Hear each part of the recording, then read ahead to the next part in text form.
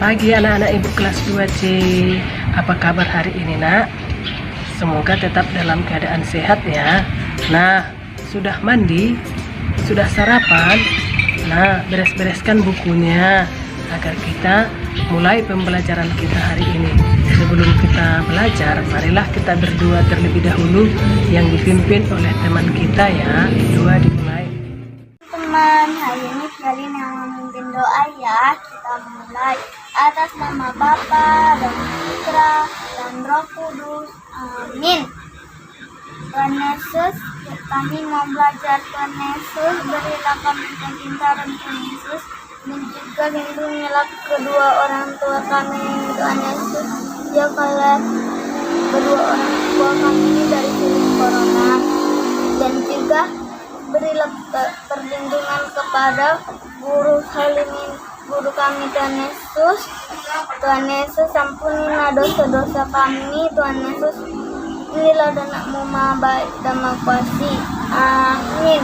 Atas nama Bapa dan Putra dan Roh Kudus. Amin. Bye-bye teman-teman. Terima kasih buat anakku Violin Omega Niloan Pandiangan yang sudah memimpin doa kita pada pagi hari ini. Baik anak-anak, setelah kita berdua, marilah kita ikuti pembelajaran kita dengan menyimak video berikut. Baik anak-anak, kita mulai pembelajaran kita bahasa Indonesia menggunakan kosakata tentang cara menjaga kebersihan tempat bermain.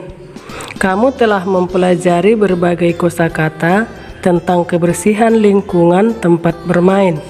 Kosakata tersebut dapat digunakan untuk membuat cerita dan laporan pengamatan. Contoh kosakata tentang kebersihan lingkungan tempat bermain adalah membersihkan, tempat bermain, dan aman. Kesehatan dan keselamatan ketika bermain perlu diperhatikan. Kita harus memperhatikan kebersihan tempat bermain. Sebelum bermain, kita bisa membersihkan sampah terlebih dahulu. Kita juga harus membersihkan kotoran hewan di tempat bermain. Jika tidak, kaki bisa menginjak kotoran tersebut dan menjadi gatal. Kegiatan bermain akan terganggu jika kaki kita terasa gatal. Keselamatan saat bermain juga harus kita perhatikan. Kita harus menyingkirkan benda yang tajam atau runcing. Contoh benda tajam yaitu duri, potongan kayu, dan kaca. Kaki kita bisa terluka jika terkena benda tajam saat bermain. Oleh karena itu, kita harus menjaga kebersihan tempat bermain. Tempat bermain yang bersih penting untuk keselamatan kita. Teks tersebut berisi cara menjaga keselamatan di tempat bermain. Sampah dan kotoran yang bisa mengganggu harus kita singkirkan. Kita juga harus menyingkirkan benda tajam sebelum memulai bermain.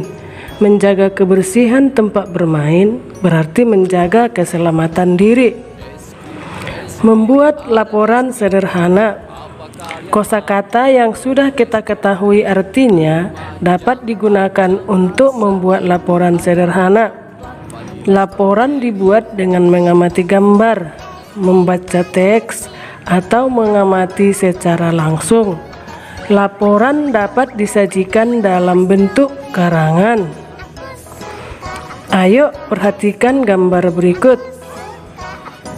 Sekarang kita bisa menuliskan laporan hasil pengamatan kita seperti contoh berikut. Kesehatan badan bisa dijaga dengan banyak cara. Kita bisa mencuci tangan jika tangan kotor. Kita juga harus menggosok gigi secara teratur. Selain itu, kita pun harus mandi hingga bersih. Kita bisa mandi menggunakan sabun mandi. Baik anak-anak, kita lanjutkan pembelajaran kita PPKN. Sikap yang harus dimiliki agar tercipta persatuan. Berikut ini contoh sikap yang harus dimiliki agar terwujudnya persatuan. 1. Bekerja sama. 2. Mau menerima kekalahan dengan lapang dada. 3. Tidak bersikap mau menang sendiri. 4. Gemar menolong teman yang kesulitan. 5. Jujur ketika bermain. 6. Mau berbagi dengan teman. Nah, sikap-sikap yang menumbuhkan persatuan. Dalam bermain, kita harus bermain dengan rukun. Sikap rukun, saling menghargai dan saling menghormati dapat menumbuhkan persatuan. Manfaat bersatu dalam bermain. 1. Permainan berjalan dengan baik. 2. Pertemanan menjadi semakin erat. 3. Meningkatkan rasa peduli kepada teman. 4. Suasana di tempat bermain menjadi nyaman. Akibat tidak bersatu dalam bermain. 1. Saling menyalahkan saat bermain. 2. Terjadi perselisihan dengan teman. 3. Dijauhi oleh teman-teman. 4. Tempat bermain tidak terawat. Baik anak-anak, kita lanjutkan pembelajaran kita matematika. Menentukan banyak rusuk, sisi, dan titik sudut bangun ruang. Banyak benda di sekitarmu yang berbentuk bangun ruang. Bangun ruang diberi nama berdasarkan ciri-cirinya. Misalnya, bentuk sisi, banyak rusuk, dan banyak sisi. Nah, perhatikan beberapa contoh bangun ruang berikut ya. Yang pertama, prisma segitiga. Nah, di sana kita lihat ada sisi, ada rusuk, dan ada titik sudut. Nah, sisinya ada sisi atas, ada sisi alas, dan ada sisi tegak. Nah, pada bangun ruang prisma segitiga banyak sisinya ada 5, yaitu 1 sisi alas, 1 sisi atas, dan 3 sisi tegak. Kemudian banyak rusuknya ada 9, yaitu rusuk AB, rusuk BC, rusuk AC, rusuk DE, rusuk EF, rusuk DF, rusuk AD, rusuk BE, dan rusuk CF. Kemudian titik sudutnya ada 6, yaitu titik sudut A, titik sudut B, titik sudut C, titik sudut D, titik sudut E, dan titik sudut F. Kita perhatikan contoh bangun ruang yang kedua nak ya, yaitu 5 segi 4. Di sana kita lihat juga ada sisi, ada rusuk, ada titik sudut. Nah, pada 5 segi 4 banyak sisi ada 5, yaitu 1 sisi alas dan 4 sisi tegak.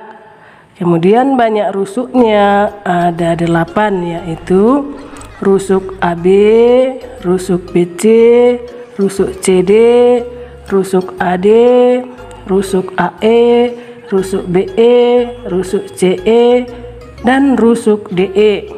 Kemudian titik sudutnya ada 5, yaitu titik sudut A, titik sudut B, titik sudut C, titik sudut D, dan titik sudut E. Jadi diperhatikan nak ya. Baik anak-anak, setelah pembelajaran kita selesai, marilah kita lakukan apa yang disuruh dalam video itu. Dan jangan lupa kerjakan tugas-tugasnya, rajin membantu mama di rumah, dan tetap dijaga kesehatan ya. Sampai jumpa pada pembelajaran berikut.